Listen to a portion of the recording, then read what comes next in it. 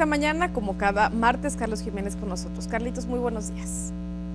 ¿Qué tal? Muy buenos días, es un gusto saludarlos. Mi nombre es Carlos Jiménez.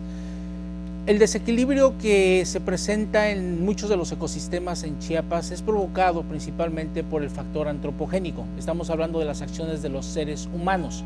Cuando actuamos irresponsablemente, generamos un impacto muchas veces irreversible en estos ecosistemas.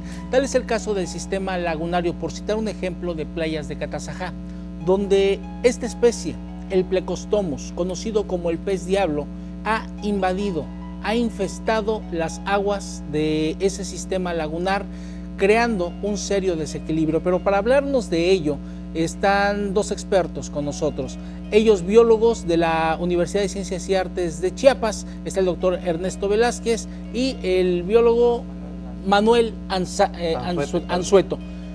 Muy buenos días. Buenos días, Carlitos. ¿Qué es el Plecostomus? Muchas gracias. El Plecostomus es una especie invasora originaria de la cuenca del Amazonas, en Brasil, que fue introducido a México con fines de acuario.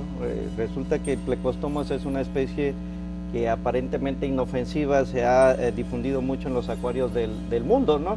Y llega a México, sin embargo, invadió las aguas continentales, las presas, los lagos, los ríos. Llegó a la presa del Infiernillo por ahí del 2000-2003. El Infiernillo en Michoacán. En Michoacán, de ahí el nombre de pez diablo, ¿no? Una especie que podía sobrevivir en una presa llamada el Infierno, lo bautizaron como el pez diablo, y así es como se le conoce en muchas partes de México, ¿no? A Chiapas llegó por ahí de 1994-95, cuando un grupo de pescadores de la presa Peñita nos trajeron los primeros ejemplares a la escuela de biología, obviamente impresionados porque no conocían una especie de esta naturaleza en el medio silvestre. Les llamó muchísimo la atención que una especie rara, ¿sí? Con aspectos muy... Tiene un aspecto prehistórico, Ernesto, si tú me permites. Cuando tuve contacto con este animal, fue hace alrededor de 6 años más o menos en playas de Catazajá. Me impresionó que tiene un exoesqueleto y tiene una espina dorsal que puede llegar hasta los 12 o 14 centímetros, sumamente filosa. Se aprovecha la carne. ¿Qué se puede hacer con este pez? El pez diablo es una especie obviamente invasora con poco músculo. El 20% del cuerpo es músculo. Sin embargo, ese pequeño porcentaje de músculo tiene una cantidad de proteína impresionante, entre el 70 y 80% de proteína, y de las grasas más saludables que existen para un organismo acuático. En ese sentido, se vuelve una especie con un potencial para ser aprovechado desde muchas formas, ¿no? Dentro de los grandes impactos que está ocasionando en la zona norte, justamente tiene que ver con el ahuyentar a los manatíes, con la pérdida y mortalidad de aves acuáticas como los pelícanos. Con esas enormes espinas que se presentan, es capaz de atragantarse a muchas aves acuáticas, ¿no? Ahí en la imagen podrás ver las ventosas, la forma de la boca, como es una ventosa, que es la cual le permite adherirse a las peceras, y además de remover el fango desde el sedimento del cual se alimentan de muchas partículas de sedimento, pero además de muchos huevecillos de muchas especies, que es una forma de cómo va desplazando a las especies nativas, ¿no? El cual ha mermado muchas de las pesquerías nativas de Chiapas, particularmente de toda la zona norte, y que ha invadido, inclusive ya se tienen los primeros registros hacia la selva lacandona, ¿no? Que es una de las zonas más diversas en diversidad acuática de México y de Chiapas. Muy bien. Manuel, tú eres un experto también en el manejo de peces, y te has especializado en la cuestión de la fauna piscícola de Chiapas, no sé si el término es correcto. Me impresionan mucho las características del Plecostomus, porque es un animal que sobrevive afuera del agua por muchas horas. Nosotros lo tuvimos, bueno, no nosotros, sino los pescadores lo tuvieron alrededor de 8 horas, y el animal como si nada, y se apoya como en sus aletas laterales y valga la expresión, camina. Platícanos las características de este pez. Sí, parte de lo que comentaba bien el doctor Ernesto, pues vemos esas ventajas que como una especie exótica pues no tiene una competencia, no tiene un depredador natural, y eso ha favorecido a que pues el impacto que sea al no tener un control pues sea devastador. Vemos cómo le ha afectado a los pescadores, el problema de salud que ha generado cuando en las mallas quedan llenos de esta especie. Los pescadores pues, en algunos lugares lo sacan y como ya no lo quieren quitar, pues se descompone al aire libre, ¿no? Parte de esas ventajas, y yo sí quisiera hacer énfasis en la conciencia que debemos de tomar como seres humanos, en los estragos que ha hecho esta especie, no solo acá en el estado, sino en otras partes de México.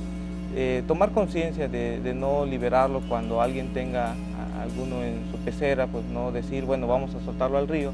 Es el limpiapeceras que dice. Es el limpiapecera, que como bien lo mencionaba el doctor Ernesto, pues Pero son chiquitos los de las peceras. Pero van creciendo. O sea, lo soltamos.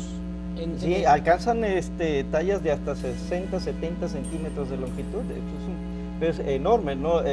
Comúnmente los vemos en las peceras juveniles, pero el estadio adulto son estos ejemplares, son ejemplares más grandes, de 50, 60 centímetros, impresionante. Y es lo que hace la gente, una vez alcanzan esas tallas, pues ya les resulta problemático tenerlos en sus peceras y se les ha hecho fácil liberarlos a los ríos y a los lagos, que fue como se dispersó en todo México. Un famoso efecto en Nemo le llamamos, ¿no? Porque justamente vino de las peceras. Al mismo tiempo se soltaron en diferentes partes del país y empezó a reproducirse. Además, déjame contarte que esta es una de las especies más paternalistas de peces que existen. Tienen un cuidado parental. Los padres se dedican a cuidar a los huevos y a las crías a través de unos agujeros que colocan en las paredes de los ríos, orillas, y hasta 1 metro de profundidad. Imagínate cientos y miles de flecos con un montón o miles y cientos de agujeros en los taludes de los ríos. Los Hay una impactos infestación que pueden ocasionar volviendo más vulnerables los taludes de los ríos y de los lagos, ¿no? Además de que tienen estas enormes espinas, como bien lo llamaban, en la zona de los ríos de Palenque, particularmente el río Notutún, uno de los ríos más preciosos que existen en la zona norte, pues es impactante meterse al río y encontrarte con estos enormes ejemplares con estas espinas que si te las clavas en los pies, obviamente te rasgan todas las partes de las extremidades, ¿no? Es impresionante el impacto del pez diablo. A ver, Ernesto, Manuel, hay una infestación del pez diablo, hay presencia del pez diablo de manera masiva en muchos de los sistemas acuáticos de Chiapas, especialmente en el sistema lagunario de playas de Catazajá. La pregunta es, ¿se puede aprovechar? Porque tengo entendido que hubo una propuesta para hacerlo harina de pescado y se utiliza, ahí va el trancazo, aquellos que les gustan las galletas, imagínense, tiene un porcentaje muy interesante de harina de pescado, esas galletas. Bueno, platícanos, Ernesto. Sí, dentro de los muchos subproductos que se pueden aprovechar, obviamente el producto excelente es la harina de pescado. Muchos de los alimentos están hechos a bases de harina de pescado por el contenido proteico y sus omegas, que son muy ricos en aceites, ¿no?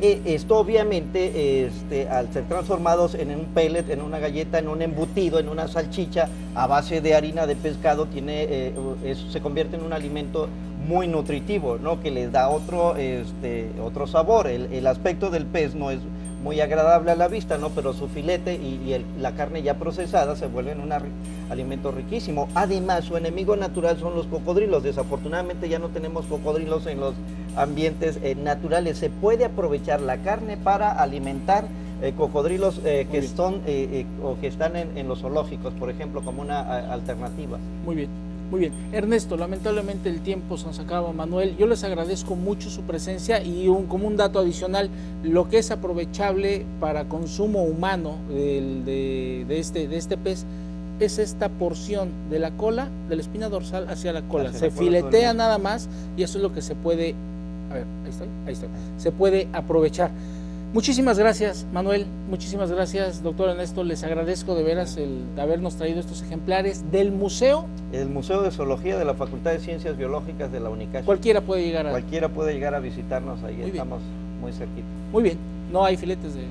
No hay filetes. Yo los espero el próximo viernes, 21 a 30 horas, nuevo horario, Biosfera 10, tu contacto con la naturaleza. Vámonos a un corte, es breve y regresamos.